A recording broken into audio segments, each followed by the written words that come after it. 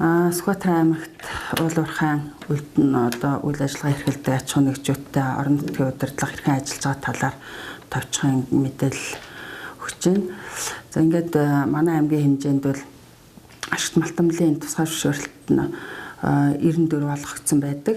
За эдгээрээс 67 нь бол ашиглалтын 27 нь бол хайгуулын тусгай зөвшөөрөл олгогдсон байдаг. За энэ тусгай зөвшөөрөл нь бол нийт нутгийн дэвсгэрийн 4.5% эзэлдэг байгаа.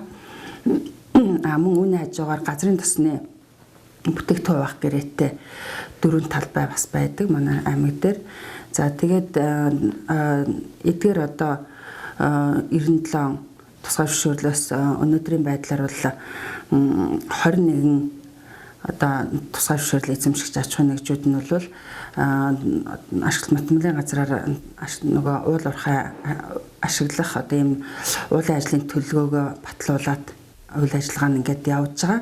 За гэхдээ бас 21 үеийн бүрэн ажиллаж байгаа нөгөө лүгөө ер нь бол яг доктортой байнгын үйл ажиллагаа явуулж байгаа 5 аж ахуйн нэгж байдаг. За энэ болонгууд манай аймгийн одоо аймгийн төвд ойрхон байдаг Цайрт минерал гэдэг цайрын бажмал үйлдвэрлэдэг энэ компани мөн Захирт ЛМ гэдэг одоо захирын хөтөр олборлдог энэ компани байгаа.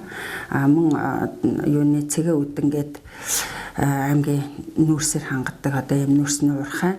За тэгээд жоншны 2 уурхай ингээд ажиллаж байна. За эдгээр бол ингээд доктортой үйл ажиллагаа явуулж байгаа. Харин одоогоор ингээд ажил нь төр зогссон байгаа юм 9 аж ахуйн нэгжүүд тусгай зөвшөөрөлт аж ахуйн нэгж байна. 7 нь бол бас одоо цаашдаа ажиллана гэсэн юм төлөвлөгөөтэйгээр ингээд төлөвлөгөө батлуулсан байдаг.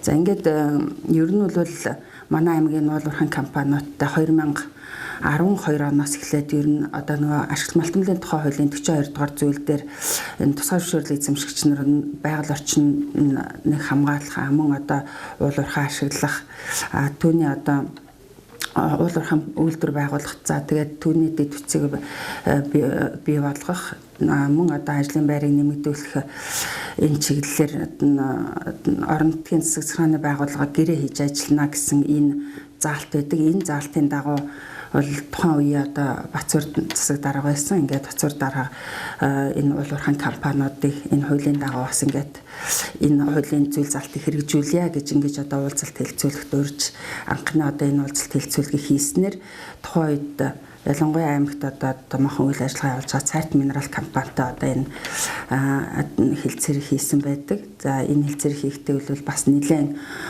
одоо бас урт хугацааны юм уулзалт хэлэлцүүлэг нэлээд хөөцөлдгөө ингэж орж иж энэ одоо анхны одоо гэрээ хийх энэ амжилтанд төрсөн. За ингэснээрээ бол 13 оноос эхлээд 16 оныг дуустал жил бүрд 1.5 тэрбум төгрөгийг аймгийн одоо орон төвчлийн санд оруулж ахаар ингэж одоо гэрээ хийсэн байдаг. За тэгээд түүнээс хойш бол одоо засгийн газрын 179-р тогтоол батлагдсан байдаг. За үүний дагуу нөгөө уул уурхайн компаниудтай хамтран ажиллах гэрээ байгуулах энэ одоо хууль 40 ашиглалт малтмалын тухай хуулийн 42 дээр мөн одоо энэ засгийн газрын 179-ийг бариад ингээ аймаг орон нутгийн удирдлагууд бол уул уурхайн компаниудтай гэрээ хэлцэл хийх энэ ажлыг нэлээд эрчимжүүлсэн. За тэгээд тэрнээс хойш 2018 онд 11 аж ахуйн нэгжтэй гэрээ байгуулж орон нутгийн хөгжлийн санд 1.9 орчим тэрбум төгрөгийг 2019 онд 2.1 орчим тэрбум төгрөгийг ингээд орон нутгийн хөгжлийн санд оруулсан байдаг.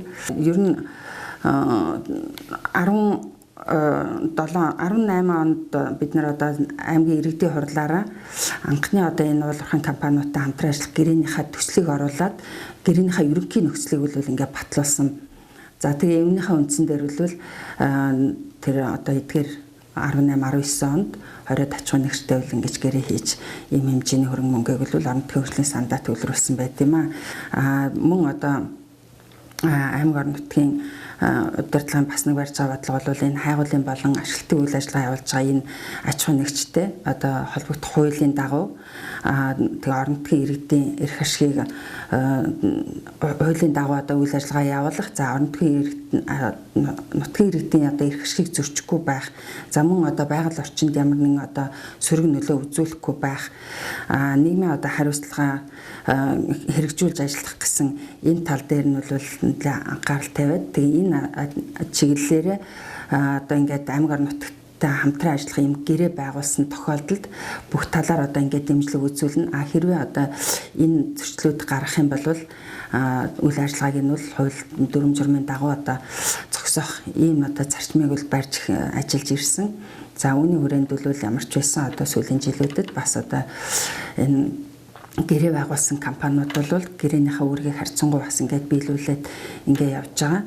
За гэхдээ бас 100% байна уу гэтэл харахангүй байгаа. 18 онд 11 аж ахуй нэгжтэй гэрээ байгуулсан боловч 8 нь бол гэрээнийхээ үүргийг ерөнхийдөө биелүүлсэн. 19 онд 21 аж ахуй нэгжтэй гэрээ байгуулсан боловч 14 нь бол гэрээнийхээ үүргийг биелүүлсэн ийм байгаад байгаамаа.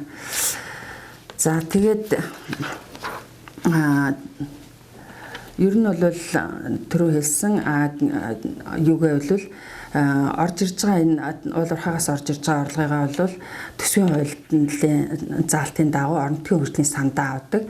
За тэгээ орон нутгийн хөгжлийн санг бол угаасаа хуулиараа аймгийн иргэдийн хурлаараа хэлцээд тэгээд тэр орон нутгийн хөгжлийн юу чи бас сангийн сайдын 18 оны 228 дугаар тушаалаар батлагдсан юм журам байдаг. Энэ журмынхаа дагуу аймаг орон нутагт одоо энэ эрхжил ямар одоо хөрөнгө оруулалтууд хийгдгийг тэрийг одоо хэрхэн одоо саналыг авч эренбэлж тэрийг хэрэгжүүлэх вэ гэдгийг ингээд зохицуулсан юм журам байдаг. Энэ журмынхаа дагуу бол зарцуулж явж байгаа. Эргээд тайлагналтан ч гэсэн мөн аймгийн иргэдийн хурлаараа жилийн эцэст аймгийн засаг дарга үйл ажиллагааныхаа хөтөлбөрийн биелэлтийг тайлагнадаг. За энэнийхээ дагуу бас ингээд тайлагнаа явдаг.